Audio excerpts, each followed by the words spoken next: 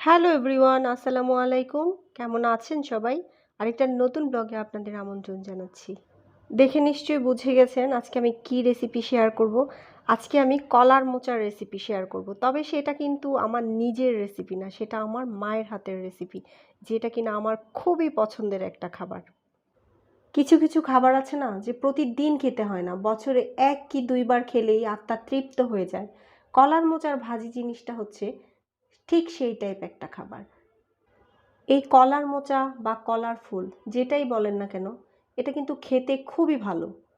একেকজন একেকভাবে এটা খেতে পছন্দ করে। তবে আমি আজকে আমার রেসিপিটা শেয়ার করছি।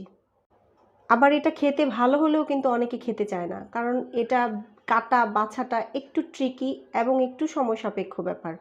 যদি করে নেওয়া যায় তাহলে খেতে কিন্তু খুবই অস্থির টাইপের হয়।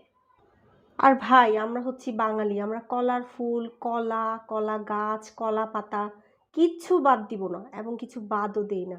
সো আমাদের সাথে এসব বলে লাভও নয়, আমরা সব খাই। এই যে দেখেন আমি কিভাবে বাছতেছি, এটা একটু দেখে নিন কষ্ট করে। একটা শক্ত জিনিস থাকে লম্বা স্টিমের মতো, ওইটা ফেলে দিবেন।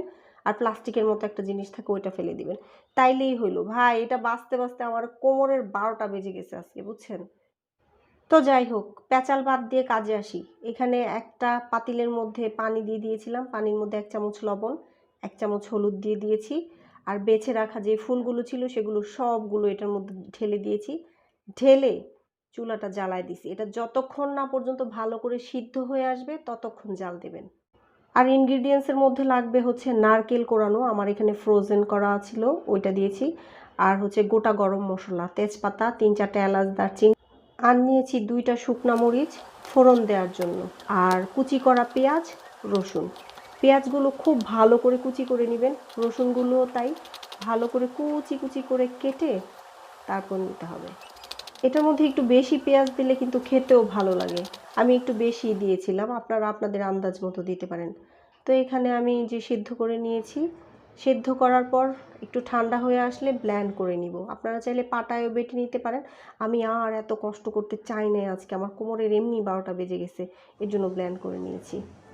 তারপর আর কি, এবার খরচার পালা। এবার একটা কড়াই গরম করে ওটার মধ্যে পর্যাপ্ত পরিমাণ তেল ঢেলে দিতে হবে, কারণ কলার মোচা কিন্তু অনেক তেল লাগে, বুঝে নিয়েন। যাই হোক, তারপরে একটু জিরা ফোড়ন দিয়ে দিলাম, গোটা জিরা।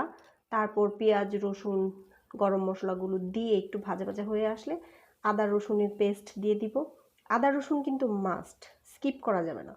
তারপর হচ্ছে হলুদ, মরিচ, ধনে গুঁড়া দিয়ে দিব। তারপর আর কি, তাকায় আছেন কেন এইভাবে? পানি ঢেলে দেন। আর কতবার বলবো কষানোর জন্য পানি দিতে হয়? আচ্ছা আমি জানি আপনারা জানেন, ফান করতেছিলাম। তারপর যেভাবে আপনারা রান্না করেন ঠিক সেভাবেই রান্না করে নেবেন।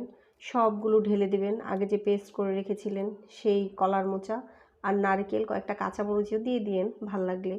তারপর যখন একটুখানি পানি ছেড়ে দেবে তখন গরম মশলার গুঁড়া আর হচ্ছে ধনে গুঁড়া, সরি ভুলে বলে ফেলছিলাম, ধনের গুঁড়া, জিরার গুঁড়া দিয়ে দিবেন, ভাজা জিরার গুঁড়া। আমিও তো মানুষ, আমারও তো ভুল হইতে পারে, ধনে মরিচ একটা জায়গায় একটা বলে ফেলতেই পারি। তারপর যখন একটু কালার ছেড়ে দিবে, ব্রাউন ব্রাউন হয়ে আসবে, ধরে আসবে, তখন হচ্ছে নামায় ফেলবেন। নামায় আর কি খেয়ে ফেলেন।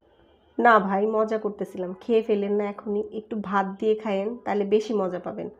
এই যে আমি দেখেন কি ঘপাঘপ খাচ্ছি, আমি আর দম ফালানোর সুযোগ দিই নাই। কারণ কেন, এত কষ্ট করে রান্না করছি আর আমার ফেভারিট খাবার, কিসের এত অপেক্ষা, কার জন্য অপেক্ষা, খেয়ে ফেলছি।